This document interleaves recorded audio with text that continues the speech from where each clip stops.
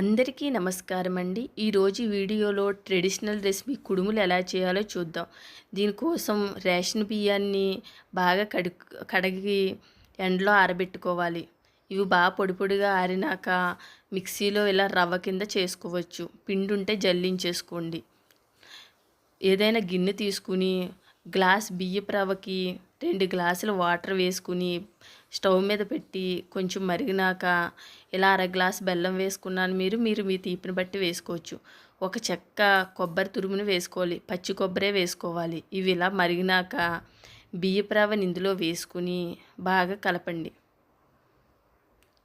ఇలా ఒకసారి కలిపి మూత పెట్టుకుని ముందు మీడియం మంటలో ఉడకనివ్వండి. మీడియం మంటలో ఉడికినాక ఇలా దగ్గర పడుతున్నప్పుడు ఒకసారి కలుపుకుని మూత పెట్టేసి పూర్తిగా సిమ్లో పెట్టండి.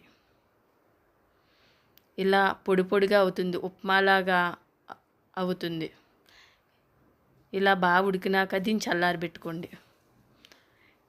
దీన్ని స్టీమ్ చేసుకోవాలండి. ఇడ్లీ పాత్ర తీసుకుని గ్లాస్తో గ్లాస్ వాటర్ వేసుకుని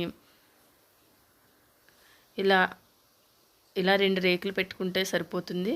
ఈ విధంగా స్టీమ్ చేసుకోవచ్చు, లేదైనా వేరే గిన్నెతో ఎలా అయినా చేసుకోవచ్చు. మీరు చల్లారినాక ఇలాగా ఉండల్లా చుట్టుకుని మీకు ఏ సైజు కావాలితే ఆ సైజు చేసుకోండి. ఇవి ఇడ్లీ పాత్రలో పెట్టుకుని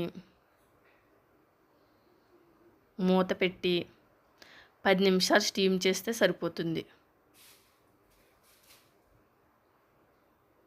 ఇలా కుడుములు రెడీ అవుతాయి. ఇవి చాలా టేస్టీగా ఉంటాయి. ట్రెడిషనల్ రెసిపీ తప్పకుండా ట్రై చేయండి. వినాయకుడికి కూడా నైవేద్యంగా పెట్టవచ్చు.